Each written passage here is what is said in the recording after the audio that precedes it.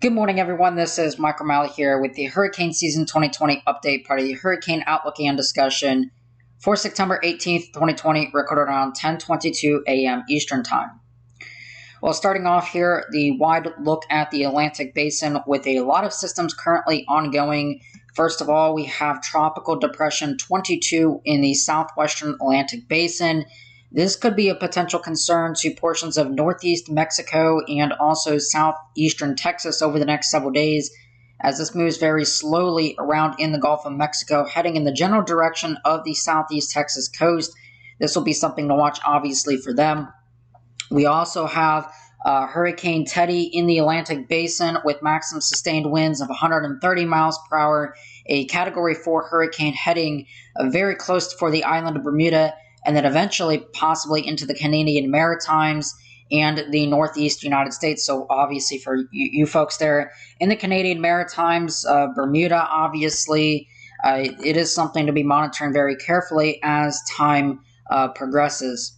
We are also watching Invest Area 98L, which now is back up to a 70% chance over the next 5 days, and another wave coming off of Africa that has about a 30% over the next several days.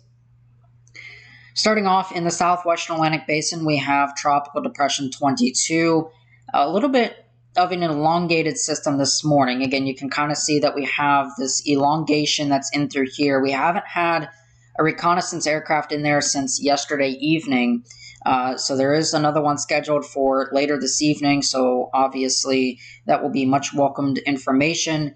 But we do have an area of showers and thunderstorms, obviously generated a surface low in through here. Very broad, disorganized right now, and there's also a trough that is kind of stringing out all of this moisture, and you can kind of see that it's just really an elongated area of stretched out energy and vorticity that's kind of just congealed on the south kind of side down here. It's congealed into a surface vortex, but nothing very significant, and we've kind of seen maybe some signs that there's going to be some dry air intrusions later in the week as a trough comes down. But either way, this is going to be a kind of a far-reaching storm as it kind of just meanders down here in the southwestern Gulf. Again, this is producing showers and thunderstorms all the way up into the far southern Louisiana coastline. And over the next several days, as this gradually moves off towards kind of the north and northeast, this will kind of bring those effects further inland across portions of Louisiana. And then eventually it's expected to kind of recurve back down here and gets pretty close here to the Texas-Mexico border. And we can see that on the official forecast from the National Hurricane Center, suggesting that this does become a hurricane on Sunday before weakening back into a tropical storm by Tuesday, just kind of meandering in through here. And you can see how wide that this cone really is. It encompasses a wide area. That's because this is a very slow-moving storm. And you kind of remember how Sally was not too long ago. Well, we kind of have a repeat of Sally, just not the intensity in which Sally was. Obviously, thank goodness. But right now, it is a little bit too early to determine if this is going to actually make landfall. And again, only kind of a difference of 20 miles here or there between now and Sunday makes a big difference in the overall evolution of how this plays out here later down the line into portions of early next week. Now, the one thing that's kind of just keeping Tropical Depression 22 around is very weak steering flow down here in the Bay of Campeche in the southwestern Gulf of Mexico. We can see that here on the analysis point as of 1 a.m. this morning, we have kind of the storm that's stuck in between two ridges, a ridge off towards the north here and a ridge way out across the North Atlantic with a trough in between. And of course, this is Hurricane Teddy down here, which we'll focus on more in just a moment. So you can see over the next couple of hours, our storm, or the next few days, our storm kind of tries to make a turn up towards the north here and maybe northeast before finally cutting back towards the west. There's a trough. It's digging in through here. It's kind of hard to see, but this trough is actually going to be responsible for picking up our storm, carrying it further to the north and northeast, but this trough is moving out. And as this trough moves out, you get a ridge that builds back in. Not a very strong ridge, but you got a ridge that's building back in over top of the storm environment. And what this is going to end up doing is leaving Tropical Depression 22 behind and kind of in a very weak steering flow once again. And you can kind of see that it just meanders around here on the GFS. It just kind of meanders around southeast Texas over the next several days. And this is by hour 78 on Monday. You can kind of just see it sitting here near or inland over Texas. You've got a ridge that builds in across here, an upper level low associated. Also, then you've got Hurricane Teddy there.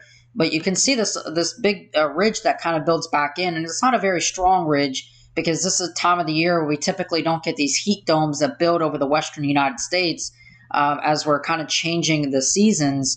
But this does look to be very interesting, and you can maybe kind of see a resurgence of that after day 4 and 5, that it just maybe kind of loops around here back into the Gulf of Mexico. So this is something obviously to be mindful of, and would obviously be a tremendous rainfall producer as well for portions of the southeast Texas coastline. But there's a lot of uncertainties as to how strong it gets and how close to the coastline it does manage to get. Now, if we look here on the HWRF model, this is the parent model of the kind of inner structure, the inner nest of the HWRF. So this is kind of the outer nest version of that. This is the 18Z run from yesterday, so we don't have the overnight runs, but this is still close enough in time. We can see what happens is that by hour 15, this is here by, again, today, we have a trough that's digging in across the, central and Midwest United States. Obviously, you've got this little short wave in through here. You've kind of got your jet maximum that's kind of positioned in through there. That's your jet max. And, of course, Tropical Depression 22 is sitting down here. Now, the pressure on this is suggesting 995 millibars. Probably isn't that low, but we haven't had recon in there since yesterday. So, obviously, it's a little hard to tell right now. But we can see that over time, this trough begins to kind of dig in across here and dig into the Gulf of Mexico.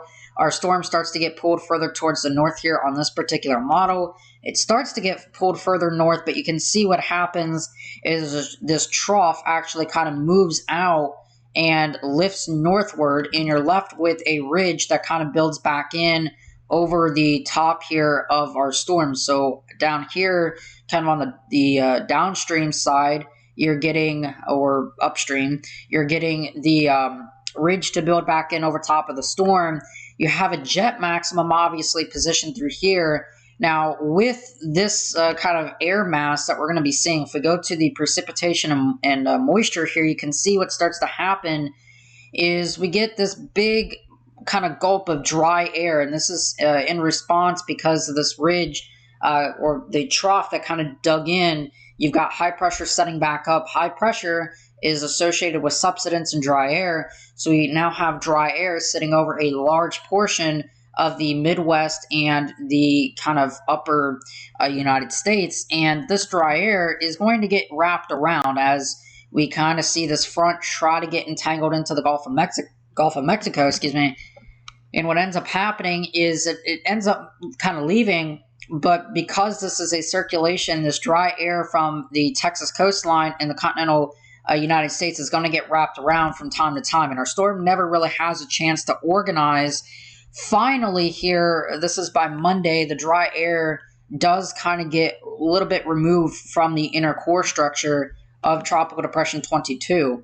And this is very realistic because if you kind of give a tropical cyclone enough time over water, it is going to mix out that dry air. So this is going to have some time, it seems, to mix out that dry air when it gets entrained into the circulation, if at all it does. But it seems like it may just have kind of a short window to break that dry air, separate it, mix it out, and have some chance at reorganizing.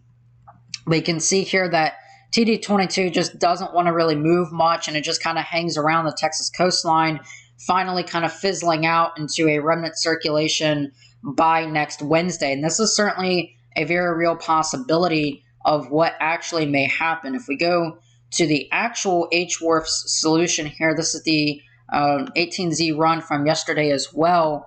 We can see here that much in the similar kind of scenario is panned out for this, and our storm just ends up kind of weakening down here in the coast of Texas, but obviously dumping a lot of rainfall. So for you folks, obviously in the east coast of Mexico and southeast Texas, this is great to be monitoring the progress of Tropical Depression 22, as it could bring some impacts beginning into portions of late this weekend into early next week.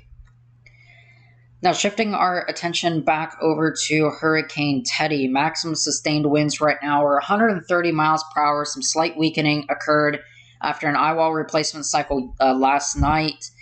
We are starting to see the signs of an inner core structure trying to rebuild. You can see deep convection firing basically on all quadrants of the storm at this time.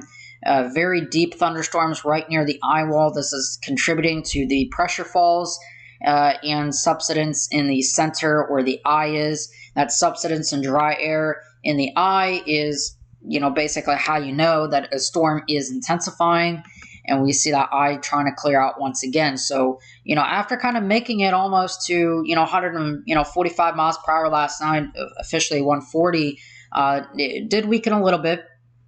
Eye wall replacement cycle took place, but now trying to re-intensify today, but doesn't really have much more time to actually intensify over water. If we take a look at the official forecast from the Hurricane Center, they do keep this a major hurricane all the way through the end of this weekend. By about 2 p.m. Sunday is the last kind of major hurricane denotion on the Hurricane Center forecast. This is going to pass very near or just right over Bermuda. And again, it seems that it may pass a little bit to the east of Bermuda, which is obviously good news. But the bad news is that with this storm undergoing an eye wall replacement cycle yesterday, it does mean that the wind field associated, the hurricane force wind field and the tropical storm force wind field, has actually expanded, probably more notably in the north quadrant here. We've started to see that expanse. I haven't had a recon plane in there again today, but we will have some later this afternoon that should give us a better estimate of the wind field and exactly what strength that Hurricane Teddy is currently at. You can see after about 2 p.m. or 2 a.m. Monday, the storm obviously is starting to weaken at this point, but now it's also beginning to feel a tug from an upper level trough and a weakness in the ridge. And what ends up happening is the storm is going to start to move very quickly now off towards the north here, and then eventually take a bend to the northwest. Now, where this bend occurs is going to be very important, as it could occur here on the far left side of it if it gets tugged a little bit more, and this would put maybe more of the northeast United States, like Maine, in the threat here. But obviously, either way, this seems to be a threat for the Canadian Maritimes. This would be transitioning into an extratropical cyclone at this point. By 2 a.m. Wednesday, it's an extratropical cyclone near the Canadian Maritimes and Newfoundland, but this still would bring very significant impacts to those areas. And even out as far as Maine, the northern coast here of Maine could see some small impacts from Hurricane Teddy on this current forecast track. And, maybe more than just some small impacts too. Gusty winds, obviously, you're going to have the threat of that storm surge from a storm that's moving due north. Again, just because it's weakening doesn't mean it's not going to produce storm surge as it's moving up. That storm surge is going to be kind of kicking. You're going to have swells, coastal flooding problems, rip currents. Those alone can obviously kill people, and they have. So it's something to just take note of and be mindful of that threat potential as we head into early and midweek into next week. As we head into the mid part of next week, we probably will start to see those impacts begin for the northern coast of Maine and the Canadian Maritimes as well. If you look here on the GFS forecast, is the 500 millibar height anomalies. And you can see that we have a pretty nice outline of the ridge right now across the North Atlantic Basin, with this trough in through here and another ridge out across the western United States at the moment.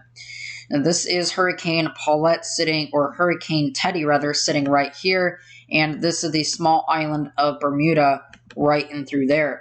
If we step this throughout time, you can see that this is by Sunday. We'll go to about 8 a.m. Sunday. We have a trough that's digging in through here, and the ridge is now starting to weaken and kind of abate while it's kind of getting pushed to the north and east. Now, some interesting evolutions occur is that we're actually going to see this kind of cut off from the main trough, which is up way out here near Greenland. And we're going to start to see this actually propagate down to the south a little bit. And so we'll see that evolution kind of occur here. It cuts off, and you now have kind of a cutoff low. This is a kind of a big upper level low, but it's just a cutoff circulation. It's actually now no longer really attached to the main trough axis in through here. And the reason for that is because this ridge is starting to build back in over the top, and you've got a ridge over here, and this trough just wasn't strong enough to be pushing that ridge and keep it intact. So it actually separates into kind of a two-part system. Now you can see what starts to happen here. This upper level low kind of deepens across the northeast and just off the northeast coast. Now what this is going to do is have a bigger influence on Hurricane Teddy. Right now moving towards the north at this time. Now you start to also see a ridge that builds back in over the top. As this trough now leaves, we've got a ridge building back in across the North Atlantic. So not only is that going to try to be forcing our storm further west, but we also have this giant upper level low. And of course the low is, kind of steering our storm more towards kind of the north and west at this point. So you would see a storm that tries to kind of pinwheel around this upper level low. And that's what could get it dangerously close or even make landfall somewhere in the Canadian Maritimes, or even it is not out of the realm for Northeast Maine to have some pretty significant impacts. And you can kind of see that our storm transitions into an extratropical cyclone, brings an extended kind of period of impacts to Northeast Maine and the Canadian Maritimes, and then just kind of remains an extratropical cyclone and kind of then joins into a ridge or a trough that's, in through northeast Canada. And that is a very real possibility, but there is going to be some factors as to how strong this is going to be when this actually gets there. If you look here on the H wharf, this is the 06C run, the 1 o'clock morning run. On the H wharf, the outer nest here, and we can see that our storm right now is sitting across the southwestern, or the eastern part of the Atlantic Basin, or western part of the Atlantic Basin rather. And we can see how over time we've obviously get the upwelling in through here. This is left by the wake of the tropical cyclone. But you notice that here's the island of Bermuda right here, and we just had Hurricane Paulette that impacted Bermuda. So unfortunately, this may be a 1-2 punch, but also what it has done is it has upwelled cooler waters. Because of the slow movement of Paulette, these waters in through here are not very deep, and you can see that even at the surface, these are only 27 to 28 degrees Celsius, so they're not very deep, and it's a very shallow, warm layer at the very skin of these, the very skin of the surface of the water. So even if our storm doesn't go over that, you can see a pocket of very cool water start to already kind of rip open across the eastern part of the track here of, Hurricane Teddy. And, these water temperatures are, sub, 26 Celsius. Some get down into the 25 Celsius realm. You even see some that get down into about 24 to 23 Celsius.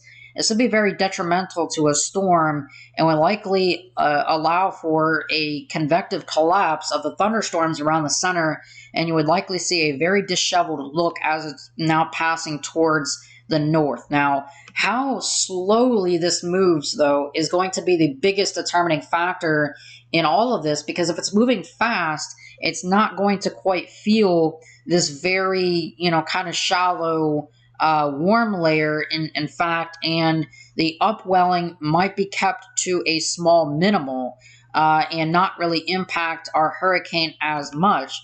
But if it is moving a little bit slower as forecast on the H wharf, then what ends up happening is we get a very deep upwelling effect here with almost sub 20 degrees Celsius waters, and you start to get the storm that suffers from basically a complete convective collapse of the thunderstorms, and no more thunderstorms can really generate as the instability is kind of no longer there supporting the surface flux process. Now, as it does move north, though, it will start to encounter a warm layer that has not been really tapped into. that might allow for some slight deepening here on the H-Wharf 949. So still a pretty formidable system. But you notice once it starts to get up here into kind of the Canadian Maritime region, your water temperatures are very low, not supportive of tropical cyclones at all. And that's what then would allow for the storm to undergo an extratropical transition, likely probably beginning as early as on this model, Monday afternoon, and continuing in through landfall. Now, again, if the storm is moving faster, it's going to have more tropical characteristics as it moves closer to this cooler, shallow water. So what it would end up doing is maybe kind of retaining the characteristics right up until landfall. And obviously, these sea surface temperatures, though, and the easterlies would start to really shear our storm apart, and you're not going to really get a favorable setup for a storm to intensify, obviously, through the rest of its journey. From about late Monday night, onward, the storm doesn't seem to want to intensify much further. So it is a possible scenario. And again, on this particular model run here, this makes landfall somewhere as probably what would be a very strong extratropical storm near the Canadian Maritimes and Newfoundland, Canada. But obviously, this would bring some impacts to Maine, and you can see the precipitable water here. You do have some dry air that wraps completely around, but there could still be some rain, coastal flooding problems, obviously. Those certainly have a very real impact over the next several days. So we'll be watching this very carefully, but this could bring some severe impacts to the Canadian Maritimes and Northeast Maine as it progresses towards the north. Now, on here to our last tropical system of the day. Ignore kind of all of the flashes. Ghost 16 is having a problem. I don't know what that problem is that's causing all these flashes, but it's Ghost 16's issue.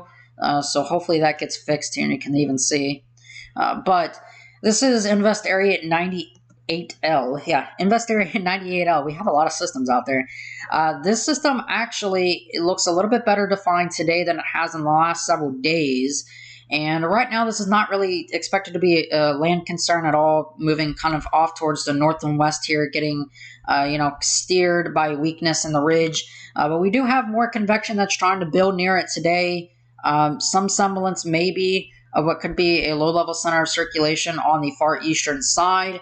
So this might have a chance of becoming a tropical storm over the next couple of days, a short-lived tropical storm that briefly tries to kind of get going before kind of moving off towards the north and west. Again, not really a land concern, though, from this over the next several days. In the current Hurricane Center forecast, again, you can see Tropical Depression 22 here, Hurricane Teddy there, Invest Area 98L back up to a 70% chance. You have another wave coming off of Africa that could impact the Cabo Verde Islands with a 30% chance, Invest Area 99L with a 30% chance, and the remnants of Hurricane Paulette, which, yes, this is the remnants of Hurricane Paulette moving southward, might have a chance at some small regeneration chances over the next several days. So it's still going to be a busy time in the Atlantic Basin. We still have a lot to kind of focus on. Most of our attention now, though, is probably going to come in the form and fashion of anything that tries to get into the Caribbean and the Gulf of Mexico. This is that time of the year where the main development region of the Atlantic Basin starts to become shut down. So you start to see a reduction in the West African monsoon, etc.